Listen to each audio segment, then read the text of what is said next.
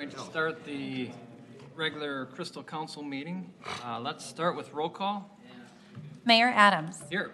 Councilmember Banks. Here. Councilmember Budashevsky. Here. Councilmember Deschler. Here. Councilmember Kaiser. Here. Councilmember LaRoche. Here. Councilmember Parsons. Here. We have a quorum. All right, thank you. Let's rise for the Pledge of Allegiance.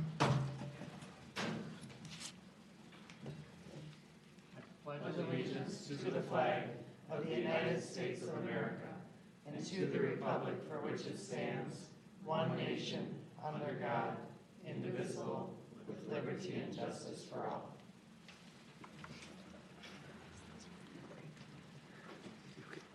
All right, council members, we have an agenda before us. Is there anyone wishing to move approval? Nancy? I'll make a motion to approve. All right, thank you. Brendan? I'll second. All right. Let's, all members in favor, please say aye. Aye. Opposed, say nay. Motion carries. Can you believe I almost said, let's take a roll call vote? So, first on the agenda is an appearance. We have Scott Berggren here to introduce what's going to happen. He is our Recreation Service Manager. Scott, welcome. Good to see you here. Great to see you guys. Good evening, Mayor and members of the council. Tonight, the city is receiving an MRPA Award of Excellence for our African Drum and Dance Jamboree event we held last summer up at Cedarwood Apartments.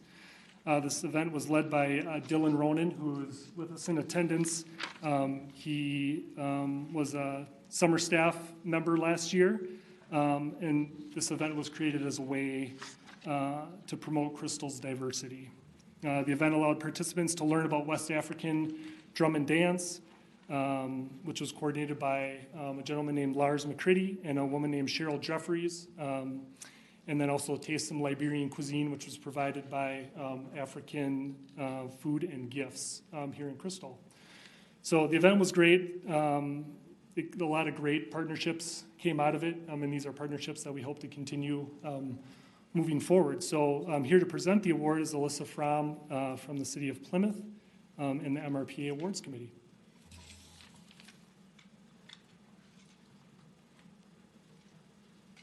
Good evening, Mayor and Council members. It is an honor to be here tonight and present the Minnesota Recreation and Park Association 2019 Award of Excellence to the City of Crystal for African Drum and Dance Jamboree. Before I do that, I'll take a few moments to tell you a little bit more about Minnesota Recreation and Park Association, as well as the Awards Committee. Minnesota Recreation and Park Association was formed in 1937 to foster growth and development of the parks and recreation profession throughout the state. We have over 850 professional, corporate, board, commission, student, and retiree members throughout the state. Members of the association come from municipal, county, district, commercial, and private agencies. The MRPA Awards Committee was created in 1987 with the purpose of acknowledging individual members and agencies for their excellence in the fields of parks, recreation, and leisure services. Awards Committee members represent a cross-section of association members from the state of Minnesota. The Awards Committee feels it is important to increase awareness of and appreciation for the excellent parks, trails, facilities, recreation programs, and services that are occurring in the state of Minnesota. That is why the Award of Excellence program was created. The Award of Excellence program is an annual program of the Minnesota Recreation and Park Association that was solely created to recognize agencies and their staff for an exemplary project that was either implemented in 2019 or received substantial revisions in 2019. MRPA members may nominate a project for an Award of Excellence in 7 different categories. Only the top scoring nominations are selected to receive the Award of Excellence. On behalf of the MRPA Awards Committee, it is my pleasure tonight to present the Award of Excellence to the City of Crystal for its winning project, African Drum and Dance Jamboree. Thank you. Thank you.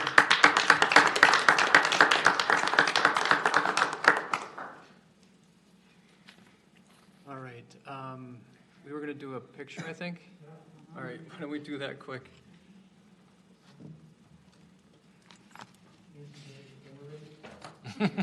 Always.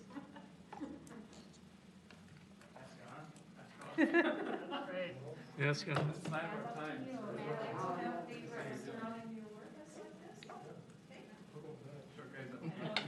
Yeah.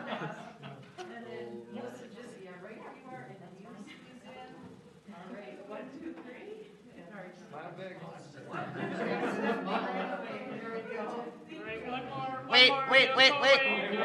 No, Nancy, you go away. Sorry. I mean that with all due respect. Yes, I know. Thank you. Got it. Brendan? Thank you. Thank you. Would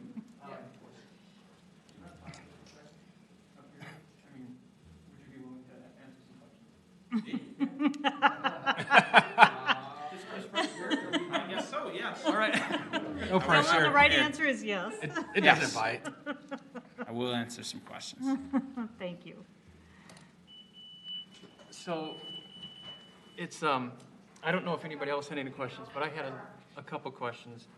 Can you reiterate the process of how this happened, how you came to this? And Well, when I started my internship, well, it was like a summer, temporary job with you guys, Scott kind of came to me and said, this is some things that we're looking to work towards as a city, and these are some of the goals and some things that were brought up, by community members of Crystal that they'd like to see, more of coming from the recreation department and the city as a whole.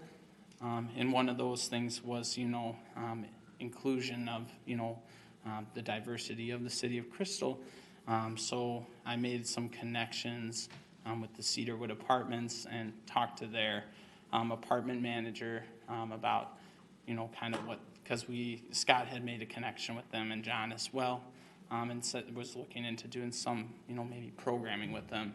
And one thing that she had said is that, a lot of residents that came to her looking for music that, maybe that they can connect with more, that they don't always, maybe get to hear on the radio, things like that. Sure. And then there was a community member, her name was Aisha, who had put Scott in connection and told him about Lars. And so I reached out to Lars, we kind of talked, and then him and Cheryl and me kind of came up with this idea of, we would host it at the Cedarwood Apartments, so make it easy for residents to come to, as well as open it up to the city as a whole, of course. And we went from there. And one thing that Lars brought to the table that I really liked was that he wanted to make it an interactive thing, where people can learn more about West African drum and dance. So we had before the event we had 2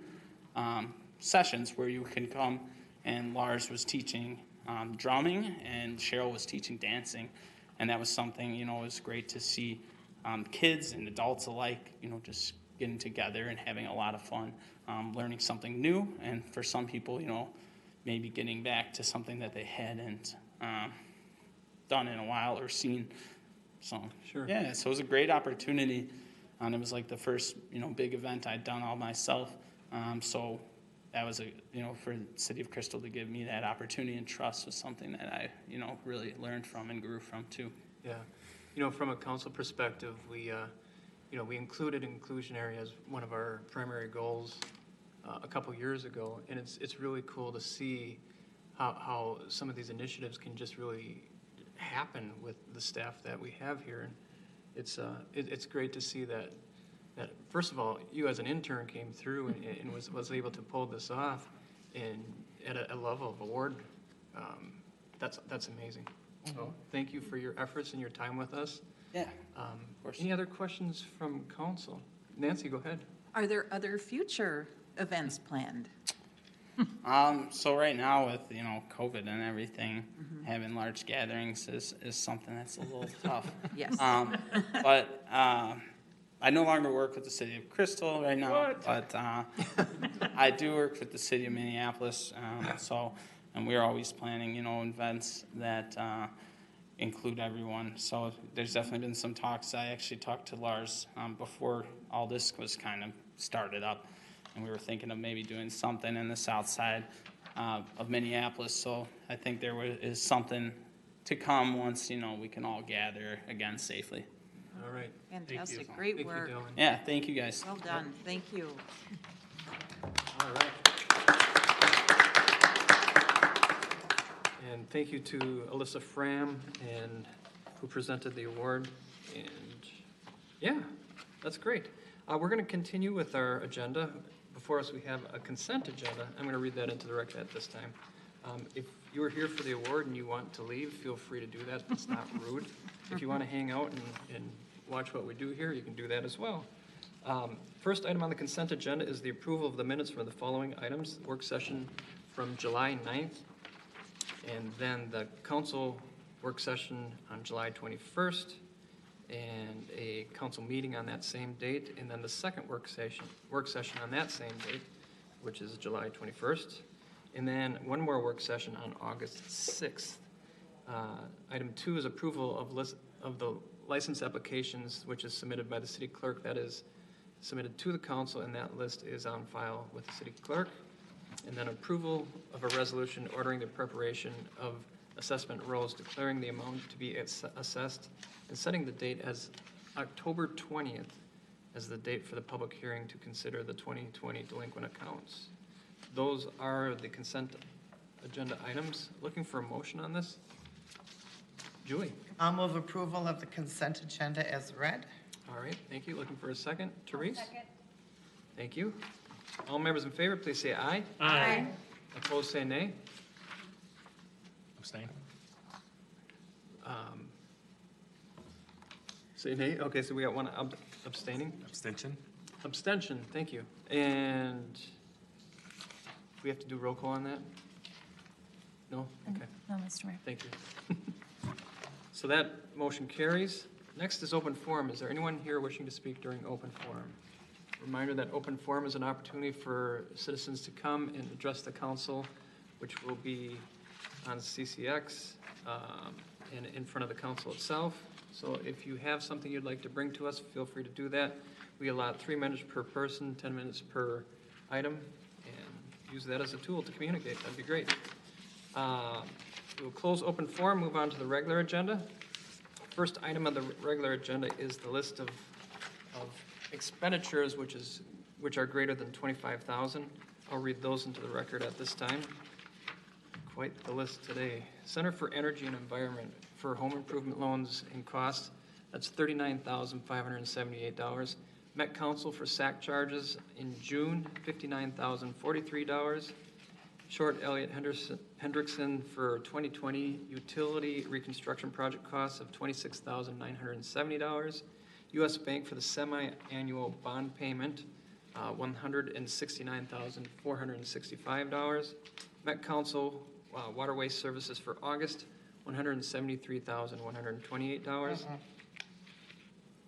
What's that? 137. Okay, I don't even know what I said, so $137,000, $137,128. There we go. Northdale Construction Company for 2020 utility reconstruction projects for $366,397.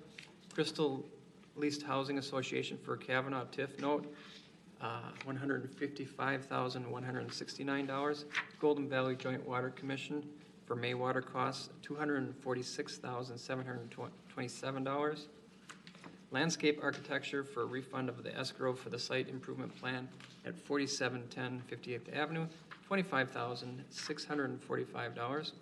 Park Construction Company for the 2020 street reconstruction project, $77,987. Wold Architects and Engineers for the new public safety building, or otherwise known as the Police Department, $62,597. MinPara for employee and city required contributions for pay date 7/24/20, $59,920. Bergren KDV for auditing is $27,900. MinPara for pay dates 8/6/20 for the employee and city contributions, $60,678. Health Partners for August health insurance premiums, $119,584. Waste Management for June recycling costs, $51,662. total disbursements, $25,000 or greater, is $1,686,456.41. Aren't numbers fun? So, are there any questions relating to any of those items from the council? Seeing none, looking for a motion on these. Nancy? I'll make a motion to approve the list of disbursements over $25,000. Awesome. Looking for a second. Julie? Second. All right, all members in favor, please say aye. Aye. Opposed, say nay. Motion carries. All right. Second item is the approval of the West Metro Fire Rescue District 2021 budget. We have our city manager here to address the council on that item. Thank you, Mayor. As the council's aware, Crystal and New Hope have a joint powers agreement to form the West Metro Fire Rescue District. And so that provides our fire services, and the joint powers agreement requires that the board of the fire district approve the annual budget at its July annual meeting, which was done. And so before you is the recommended budget. And both city councils have to approve it by August. Chief Larson has presented the budget at a work session earlier this year. The budget represents about a $100,000 increase. The majority of the increase is related to staff time, salaries, and then related costs. And the budget also continues to increase the amount of our capital fund, contributing to that so that we are fully funded. I'm trying to think. Crystal has a slightly smaller portion of the costs than New Hope, and in 2021, our cost will increase by about $45,000, just over 3%. So, Councilmember Banks is a representative on the fire board as well, so if you have questions of Councilmember Banks, he is obviously available, and Chief Larson is here as well to answer any specific questions.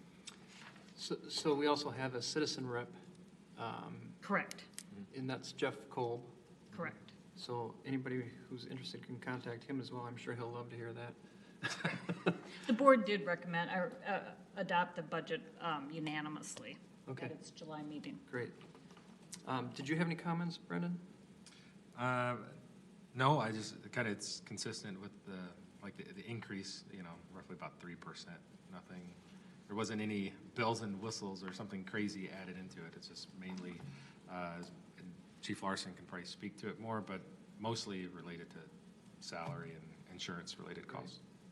So that's one of the lowest budgets we've seen in a long time, and it comes in a great year, because of what's going on. I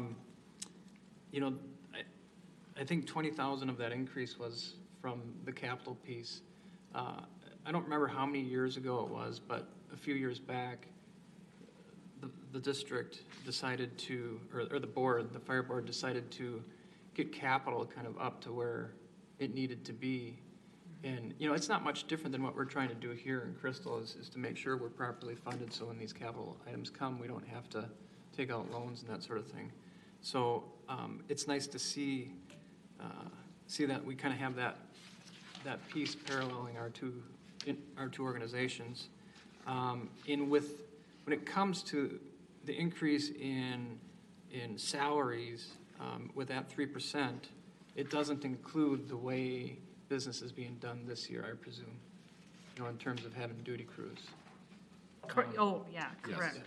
So, Yes. I know Anna's well aware of my wish to go back to normal operations in the fire department. And I don't know if you and I have ever had that conversation, but it's my wish that we could go back to normal operations so that we don't have that budget overage this year. And I'd encourage you when you meet with the fire board to kind of address that. It's one of those things that that's stressing the budget and I think that was something we talked at.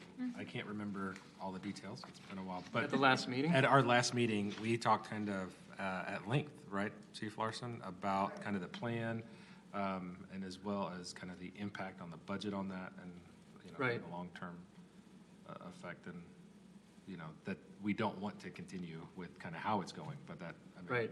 I think probably the way I would describe it the best is, you know how when we try to do our budget from a citizen perspective, where it's based on what the citizen's paying as opposed to what the city's paying, that's the piece that doesn't parallel the way we do business in Crystal, because a good portion of it is going to be reimbursed by the federal government, but that's not the citizen perspective,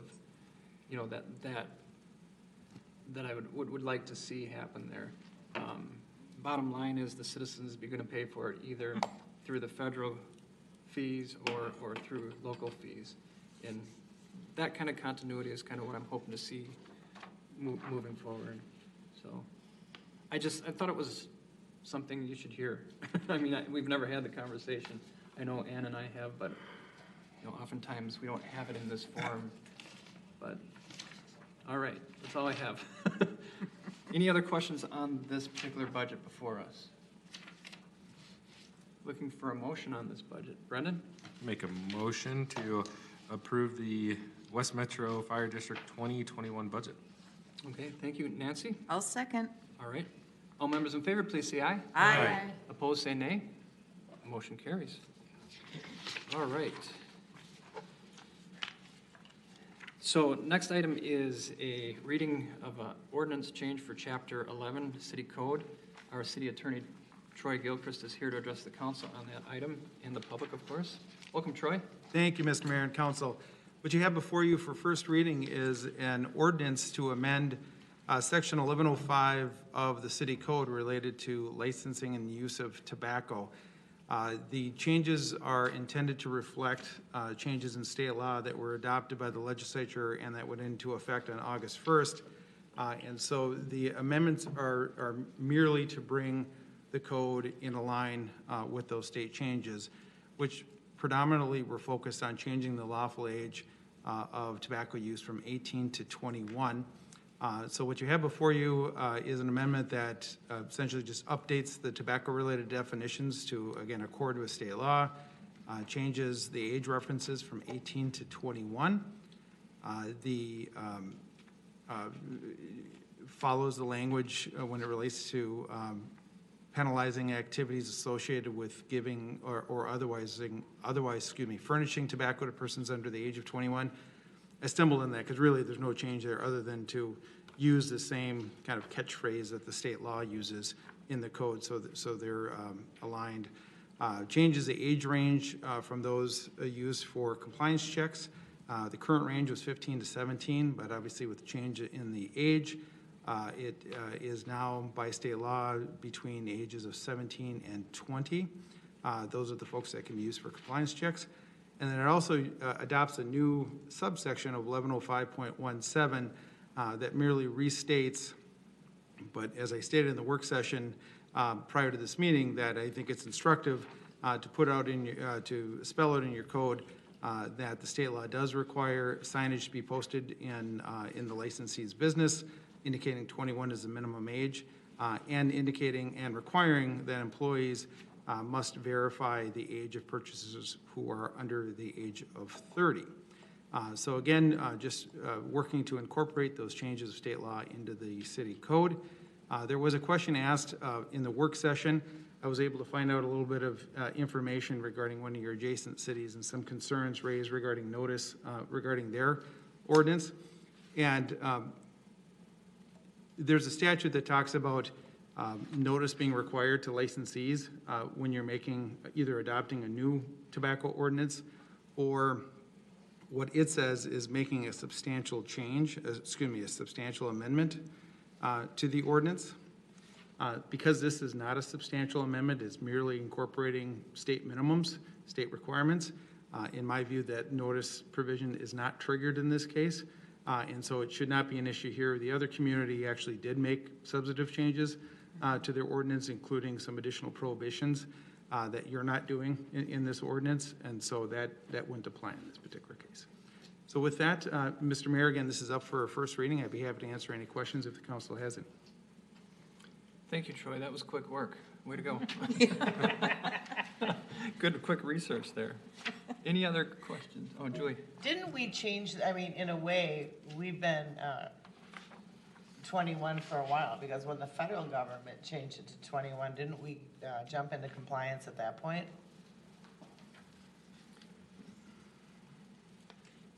Mr. Mayor and council members, Councilmember Deschler, if you probably don't remember this, but when this happened, when the federal law went into place, we decided as a city not to move forward with compliance checks because we wanted to make sure that we fell under the state guidelines. And so we paused all of our compliance checks, and now we'll reconvene this fall if you approve this new ordinance. All right. All right. Any other questions? Looking for a motion? John? I make a motion approving the ordinance revising Chapter 11 of the Crystal City Code related to tobacco and related products. Thank you. Looking for a second. Julie? Oh, I'll second that. Okay. Oh, all right. All members in favor, please say aye. Aye. Members opposed, say nay. Motion carries.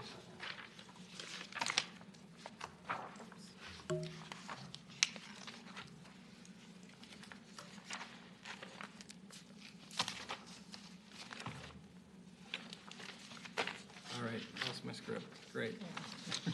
There it is. Boy, that's the end of the meeting. We do have a couple of announcements, though. First one is the next council meeting is Tuesday, September 1st at 7 p.m. And we are also still looking for election judges. So if you are able to, on election night, spend some time in different places to make sure our elections are run how they should be, we would love to have you. I know during the primary, some election judges got a little lonely, so if you are willing to come in, it would be great to have you come in and be a part of what the election looked like. Anybody have any other announcements? No? Okay. This is so weird. Just a reminder to the public, these meetings are public. You're welcome to come or listen. You can review them at a later time on our website. Just go to crystalmn.gov. And that goes for the work sessions as well. So that's about it for the announcements. I just thought of something What's about the EF0 tornado that Crystal experienced. Right. Any reports? I know Mark's not here tonight. He's probably out cleaning still with the crew. But just wanted to give a shout out to Public Works for the fast and rapid response. Yeah. We Public really Works did a appreciate great it. job. I know West Metro was out too. Yeah.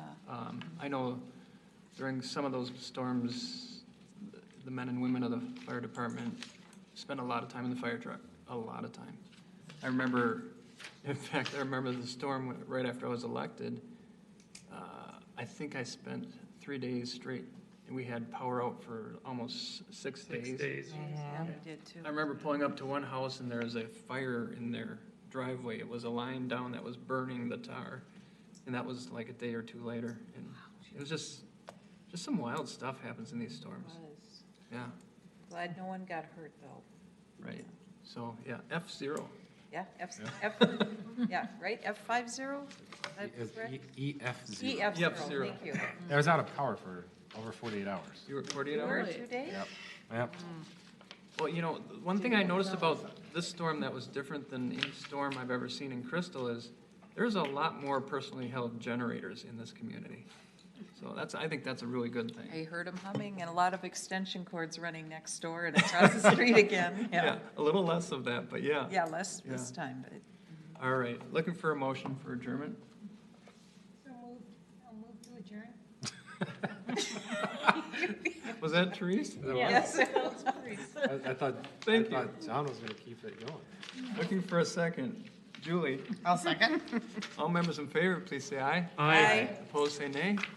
All right, you guys, have a great night. We'll see you next time.